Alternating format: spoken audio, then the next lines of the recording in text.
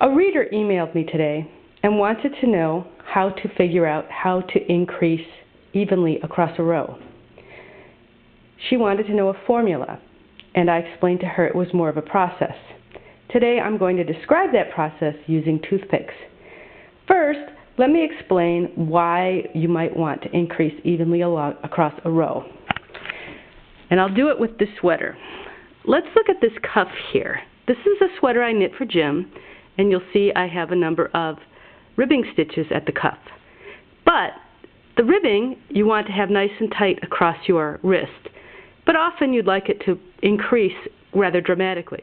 You do get some increase simply by changing from ribbing to some other wider stitch, but in many cases it'd be nice to sneak in a few increases to have a nice large increase across here.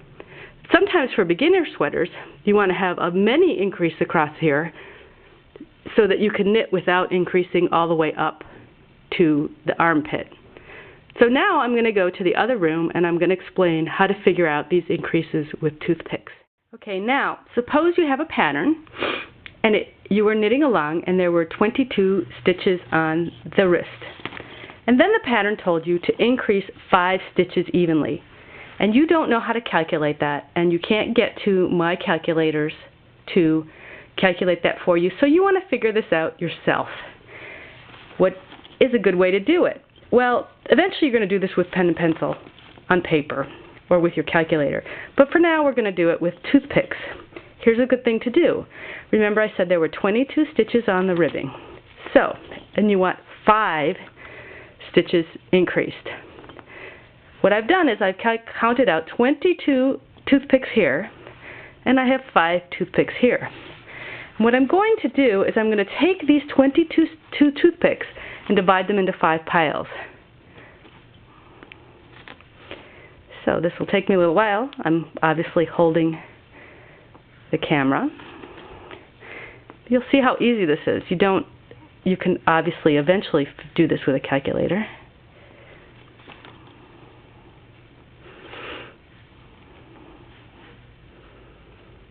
But your 5-year-old can do this.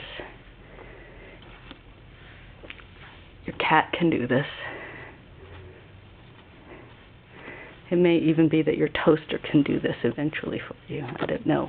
Things are getting programmed better and better.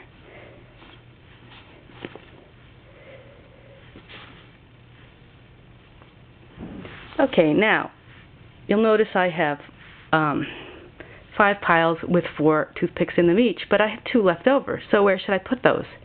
Gosh, where should I put those? Where should I put those? Why don't I put them in this pile and in this pile? That sort of makes it even, right?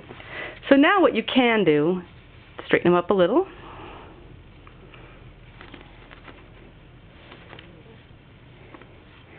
Now what you can do is take these, and these are the increases.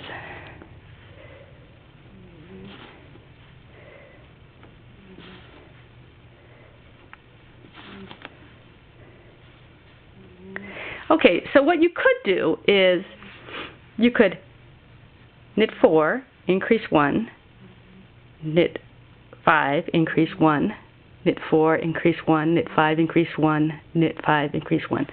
But you're now probably thinking, I don't like that so much. I kind of would like it if these 2 were over here. That seems more even, right? Guess what? It is.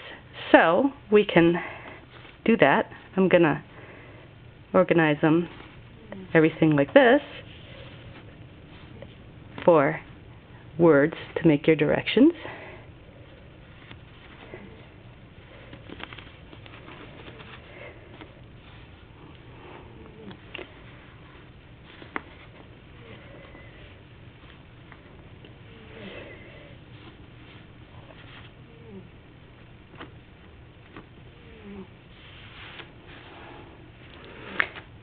Now, the TV people, they have the cameraman, you know. Here I am, holding my camera, shuffling this around, doing math with toothpicks. Okay, so let's zoom out, and you can see what I would do. Knit 2, increase 1, knit 5, increase 1, knit 4, increase 1, knit 5, increase 1, knit 4, increase 1, knit 2. And this can always work out. It's evenly enough. There isn't just one way to increase evenly. You could divide this other ways, and you can probably figure it out now with toothpicks. So, of course, maybe you don't even want to do the toothpicks. What you can do is visit one of my calculator pages, and I'll put that link on this blog post. Or, you can learn to do this on paper. But seeing it with the toothpicks, I think, really helps you understand that some of the parts are math, and some of the parts are just judgment. Anyway, I hope that helps a few of you. Bye for now.